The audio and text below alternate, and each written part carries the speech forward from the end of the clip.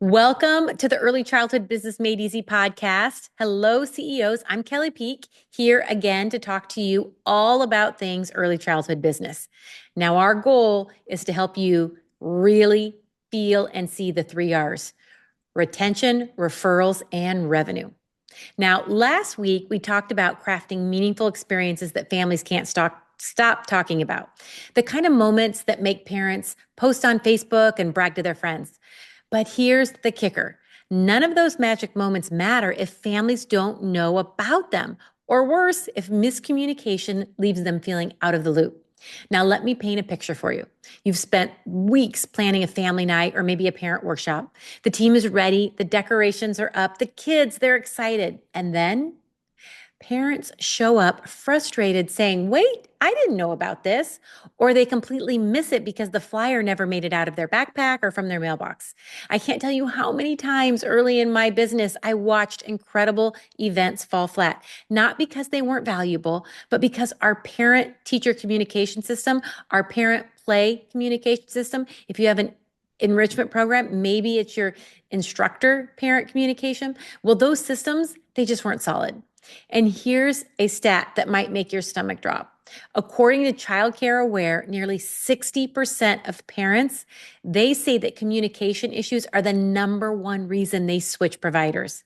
Think about that. Families aren't always leaving because of tuition rates or location. They're leaving because they don't feel connected. And that's something we can fix. After almost 30 years of operating preschools, play cafes, and enrichment programs, and even leading multi-site operations as an executive with KinderCare learning centers, I learned this fact: that clear standard operating procedures, or SOPs, they are the secret sauce. They bridge the gap between parents, educators, your team members. They reduce misunderstandings and free you up as the CEO to actually enjoy your business instead of putting out all those little daily fires. So today, we are going to dig into 3 powerful strategies that you can implement right away to improve your communication and your SOPs and create a more seamless parent experience. Number 1, we're going to learn how to map your parent communication journey so every family touch point feels intentional. Number 2, how to standardize your tools and language so parents get clear, consistent information every time. And number 3, how to train and empower your team to handle communication confidently so you're not the only one holding all the details. And my friend, here's the best part. Once these systems are in place, you are going to see fewer misunderstandings, happier families, and more time back in your day. That is the power of efficient operations. Now, if you've ever felt like parent emails, app messages, texting, conversations, all of that is piling up on you and pulling you in 1,000 different directions, you're going to love what we're diving into today. And just a heads up, the exact SOPs and some of the communication templates I'll be talking about today, they are pulled straight from Module 5 of our Preschool Business Blueprint and are available inside our Shine Mentorship Program. So if you're ready for deeper implementation, we've got you covered. Now, when you create clear SOPs for parent communication, you turn everyday updates into powerful, trust-building moments. This is how you move from miscommunication and confusion to a business where families feel informed, connected, and eager to stay year after year. Have you ever wondered why, no matter how many apps, emails, or newsletters you send out, parents still tell you they feel out of the loop? What if the real issue isn't the tools at all, but the lack of clear, consistent systems behind them? The truth is, without SOPs guiding how and when communication happens, even the best technology can't prevent misunderstandings. And that's why today we are unlocking how to build communication systems that actually work so you can stop patching problems and start leading with confidence. Now think about this. It's pickup time, and the hallway is buzzing with parents eager to hear about their child's day. One parent corners you at the door, frustrated, saying, I had no idea picture day was today. Why didn't anyone tell me? At the same moment, another parent pulls you aside, worried because 2 different team members gave them conflicting information about next week's closure day. You can feel your face flush as you try to smooth things over, all while juggling the dismissal chaos. By the time you finally lock the doors, you're exhausted, not from the children, not from the parents, but from yet another day of miscommunication. Now, when these breakdowns pile up, the cost isn't just a few awkward conversations. It's the sinking feeling that parents are losing trust in you. It's the late night hours spent drafting clarification emails instead of tucking in your own kiddos. It's the stress of wondering if the next angry phone call is going to lead to a family pulling out of your program.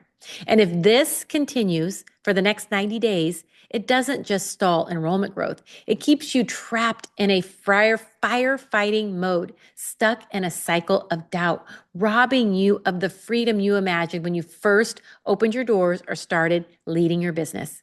Instead of leading your team with vision, you are stuck plugging leaks in communication. But imagine a different picture. Parents show up at pickup already smiling because they received clear, consistent updates earlier in the day. Your team confidently answers questions without looking to you for backup.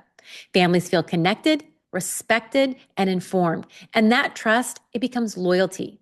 This is what happens when you move from scrambling to explain to confidently leading a business where communication flows smoothly. It's the first step toward operating as the CEO, confident early childhood operator you are meant to be. And now that we've seen what's at stake emotionally, let's break down what's really happening operationally. Now, one survey of childcare programs found again that 60% of centers spend 7 or more hours each week sending updates to families about their child's day and developmental milestones. Now, that's not just a few extra emails. That's nearly a full workday swallowed whole by communication efforts. That's all those extra apps. What a child ate, when they went to the bathroom, what did they do in their afternoon craft time. When your team is clocking that kind of time just around updates, there's little bandwidth left for proactive leadership, classroom innovation, or even sanity. Now imagine trimming that time in half, but still getting clear, more consistent parent communication with your team. Now, let me show you how that looks in a real early childhood setting. One of the enrichment programs that we worked with, a music and movement studio, was facing a huge communication challenge. Parents were constantly confused about class schedules, cancellations, and recital dates. The owner felt like every week was spent putting out communication fires instead of growing her program. The turning point came when she decided to implement a clear set of SOPs for her parent communication. We worked together and we mapped out the entire parent communication journey, from welcome emails and schedule reminders to standardized text for weather cancellations. She also trained her team to use the same communication templates, so every parent heard the same clear, confident message no matter who they talked to. Within months, her inbox had dropped by 40% because parents weren't sending frantic follow-up emails. Class attendance improved by 15% because families actually got and trusted the reminders. And here's the kicker: parent referrals, well, those doubled that quarter because families were saying, this program is so organized, it makes everything easy for us. Now, today, she's not only retaining more families, but she's also spending her evenings enjoying dinner with her kiddos instead of rewriting emails at 10 p.m. And that, my friend, that's the real win. So what made that possible? It started with defining the parent communication journey. That's going to be our very first strategy today. So in most early childhood businesses, communication with families happens reactively. Only after a problem arises. Parents hear one thing from a teacher, one thing from a director, maybe something from someone completely else in the hallway, or sometimes nothing at all. This creates confusion, missed events, and families who feel undervalued. By mapping out the parent communication journey, you take control of when and how families receive information. Think of this as building a GPS for the family experience in your program. This ensures that parents know what to expect before they even need to ask, creating consistency and trust. So your 2 action steps here. Action step number 1, I want you to map out your touch points. The first step is to make the invisible visible. So sit down with your pencil and paper, or even better, you could do a whiteboard or maybe your computer and your notes app, and list out every moment when a family interacts with your business. Think about the full cycle: enrollment, orientation, daily updates, payments, incident reports, family events. Now, once you've got the list, ask yourself, What do parents need to know at this point? When do they need to hear it? Who on my team should deliver the message? So here's an example for a preschool. At enrollment, send a welcome email from the director or your general manager, plus a follow-up phone call. During the year, send weekly classroom updates on Fridays and a monthly bigger picture newsletter. Another example, maybe an enrichment program. When a family signs up for a class, send an automated welcome email with FAQs. Mid-session, send a personalized progress update, and at the end, send next steps for re-enrollment. Now, most operators and owners assume communication only matters when something goes wrong. Now, in my almost 30 years, I've seen the exact opposite. Consistent, proactive communication, that prevents those issues from ever showing up. Okay, action step number 2. So you've mapped out your journey. And one thing I want to emphasize here, remember, this is a little bit of a time investment, but it will have a huge payoff for your future. So take a little time and make this happen, because I know what you're telling me. I know you're telling me, Kelley, I just don't have time. I promise you, you do not have time. If you don't get this right, this is going to cost you so much more time in the long run. Okay, action step number 2, I want you to create a family communication map. Once you've got the touch points listed, lay them out in order, kind of like a roadmap. This map becomes your communication SOP, a clear guide for when messages go out, who's responsible, and what format is used. Now, keep it simple. You don't need 20 touch points, just the ones that matter most. So an example here for a play cafe, maybe it's a birthday party booking. You have a confirmation email, a reminder email, maybe 3 days before, a thank you email after, a referral offer, and then you put them in your regular email list where you're promoting special events throughout the year. Another example, a childcare center. This could be your parent orientation, and then you have your daily update, whether that's a text or an app. Maybe it's weekly, maybe it's monthly. You have your classroom newsletter. Maybe that, again, it's up to you, goes out weekly or monthly. And then you have your family parent-teacher conference. Now, think of this as your GPS for parent communication. When parents know what's coming, they stop asking, what's going on? And they start saying, this place is so organized. So again, the key here is rinse and repeat. So once you've set out this customer journey, you are going to rinse and repeat year after year. It's the exact same thing that you're going to do year after year. So once you invest a little time this year, it's going to get easier and easier because you're going to know exactly what you need to do in the years to come. Now that you've defined what to communicate and when, the next step is making sure those messages are consistent no matter who delivers them. And that's where standardizing your tools and language comes in, strategy number 2. Now, when different team members use different apps, tones, formats, families get mixed signals. A teacher might send a text with emojis, and your general manager or director sends a formal email, and a parent, well, they feel like they're dealing with 2 separate businesses. So standardizing your tools and your languages ensures that the communication feels seamless, professional, and aligned with your brand. This reduces misunderstandings. It's going to save you time in the long run, and it helps your team feel confident about how they should communicate. So your action steps here. Action step number 1, choose your tools. So pick 1 or 2 main platforms your team will use for communication. Now, having multiple channels, that's going to confuse parents and it's going to waste time. For most preschools, childcare centers, at-home places, this is an app, or you could use different systems. Some people use Brightwheel, ProCare, Lilo. We use MindBody. Some people use an email-specific tool. We use Constant Contact because not only does it allow us to communicate via email for our newsletters, it also helps us manage our social media with our Facebook and Instagram posts, as well as any ads that we might do. So you need to pick one that works best for you. We also, just for basic in-house communication, we have a dedicated cell phone, and we use a texting line. I know that sounds so simple. It's not as fancy as some of those apps, but honestly, it's so much easier, and it keeps our team from having to spend a lot of time in those apps away from the children. Now, for our enrichment programs, again, that might be a simple text reminder. For a play cafe, it could be automated emails from your booking system, whatever you might use for that. The key is find a tool that works for you. You need a tool for communication weekly, monthly, and then you need a tool that you're going to send your official notices, like your tuition, etc. So an example for a preschool, again, you could use Brightwheel, Playground, Lilo, all of those kind of things. Or you can use a cell phone that has a direct line just for texting. That's what you can use to send photos. You can use constant contact. Again, that's a great one for emails. So again, there's different examples there that I shared with you. The key is to really just find one that you really enjoy working with, because at the end of the day, there are so many different ones out there, but you need to find one that you feel is easy for you to use and that you can rely on.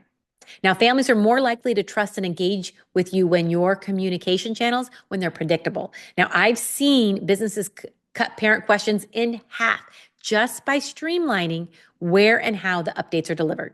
So action step number 2, I want you to set a brand voice. So decide how your business sounds in writing and in person.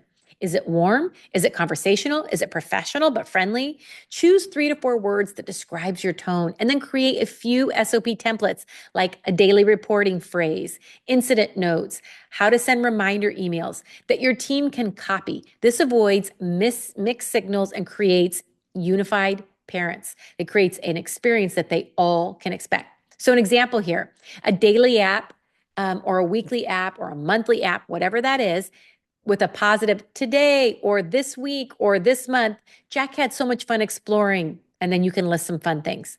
Now, again, I always talk about how you don't want to get in the routine of having to send just random daily updates. That is not good for your kiddos. It is not good for your teachers. And it is not good for your parents to expect that, because what happens is then your team is spending so much time on those daily updates, they are not spending the quality time with the kiddos.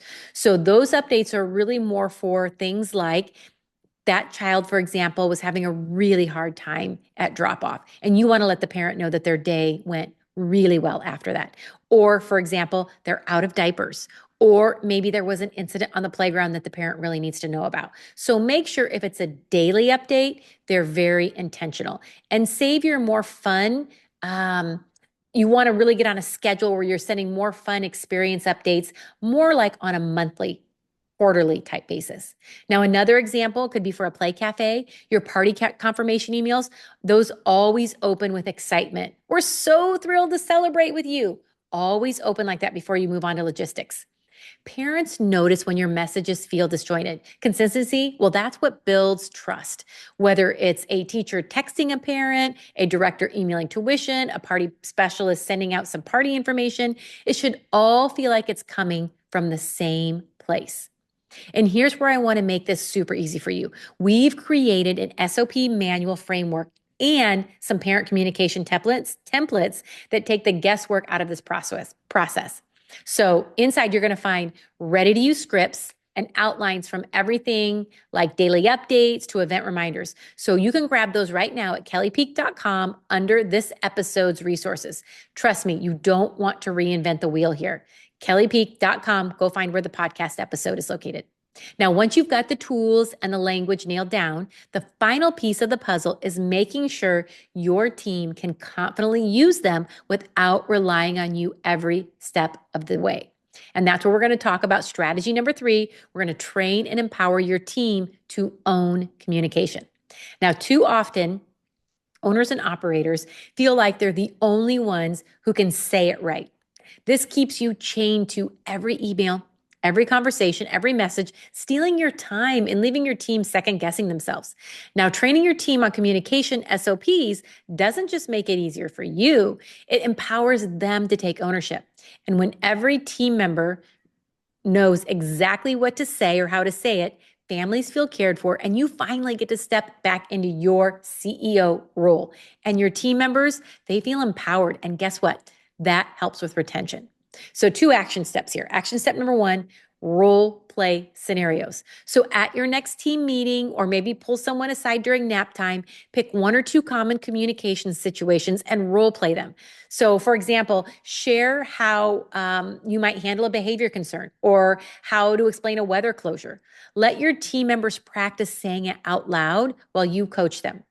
So an example here, maybe for a preschool, role play how to explain an illness policy at pickup so it feels supportive, not harsh. Example number 2, maybe an enrichment program. Practice how to welcome new parents on the first day of class, how important that first day is with warmth and clarity. When team members practice before they're in the moment, they build confidence, and parents, they can sense that confidence. And this is going to reduce the number of times a parent escalates something to the director or the owner. You know what I mean by that.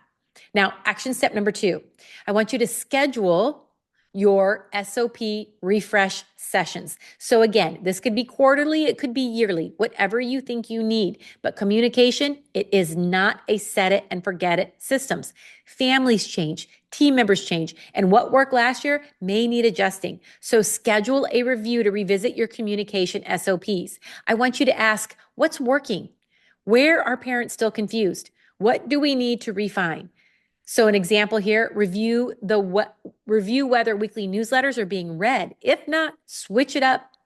So that was something that we did. We realized we were actually losing parents with a weekly newsletter every single week. So what we do now is 2 classroom newsletters a month and 1 school newsletter. So that way parents know where to go every month to get the main key highlights of the things they need to do that month, where they need to be that month, etc. And then they get their classroom news separately twice a month. Again, they were just tossing out emails when it was just every week, everything. It was just too much information. Okay, example number 2, a play cafe. Check if birthday reminder emails are generating any questions. If so, you may want to add an FAQ section. So again, you want to review these at least annually, if not biannually or quarterly. Now, the most successful programs don't just create SOPs, they refine them. This keeps your communication fresh, effective, and relevant, and it keeps your team aligned. When your team feels confident handling communication, you, my friend, you stop being the bottleneck. And families, well, they stop seeing you as just the manager. They see you as the leader of a well-operating, trustworthy business. So, my friend, let's bring this all together. Today, we talked about how SOPs for parent communication aren't just about sending fewer emails or putting out fewer fires. They're about transforming your role as a leader. When you map your communication journey, families always know what to expect. When you standardize your tools and your language, every message builds trust. And when you train and empower your team, you free yourself from being the only one who can say it right. This is what it looks like to move from chaos and miscommunication to confident leadership. It's one of the core steps in the CEO transformation journey, from constantly managing problems to operating and leading a business that practically operates itself. And when that happens, you start to experience the time freedom lifestyle we talk so much about, the ability to lead a thriving business and still make it home in time for your own family dinner, attend your own child's soccer game, or simply enjoy a quiet evening without your phone buzzing nonstop. So here are 3 quick actions you can take this week to start. Number 1, map your family touch points. Write down 5 to 7 key moments when families hear from you and check if those messages are consistent. Number 2, choose one tool to standardize. Whether it is Brightwheel, Constant Contact email, you're texting, whatever it is, commit to using it consistently. Number 3, host a 10-minute role play. Either at your next team meeting, pull a team member away during a nap time. Maybe it's in the morning, maybe it's in the afternoon, but practice one common parent conversation so your team can gain that confidence. Now, each small step is a momentum forward toward a smoother business, a calmer, more confident you. And don't forget, I've made this even easier for you with this week's resource, the SOP manual framework and those parent communication templates. This resource is going to give you ready-to-use scripts and outlines so you don't have to figure this all out on your own. You can grab it right now at kelleypeake.com, where you find information about this week's podcast episode. Now, if you're ready to go deeper, remember that everything we covered ties directly into our Module 5, Efficient Operations of the Preschool Business Blueprint, where we break down all of this in detail. Now, this course is your step-by-step path to building the complete system for your business. And if you're craving community and personalized support, we start with our Shine membership. That is the next logical step. It's where we walk you through month by month important trainings. We implement strategies. We celebrate your wins and make sure you're never felt alone on that journey. And then we go even deeper with our mentorship membership, where you have one-on-one coaching. Plus, don't forget, we have the Family Freedom Planning Bundle available right now. This is for parents and families. It's a chance to take everything that we know as a parent and really hone in on giving you more hours back each week. Parents will walk away with a clear plan. It's going to put them on a path to more time and more freedom. So those of you that are working parents out there, you are going to find the Family Freedom Planning Bundle so helpful. You can find it again at kelleypeake.com. So here's my encouragement to you, my friend. Your business doesn't have to feel like a constant cycle of explaining, clarifying, and apologizing. With the right SOPs, you can create a place where families trust you. Your family, your team, they all feel empowered, and you finally step into your role as the CEO, the confident early childhood operator. Now, if you found value in today's discussion, please hit the subscribe button and share it with another early childhood leader who needs to hear this. Remember, you are doing the most important work, building childhood experiences that families will remember for a lifetime. And when your business runs and operates smoothly, you're free to show up fully, not just as a business owner or operator, but as the leader, parent, and difference maker you are meant to be. Take care, my friend, and I'll see you next week.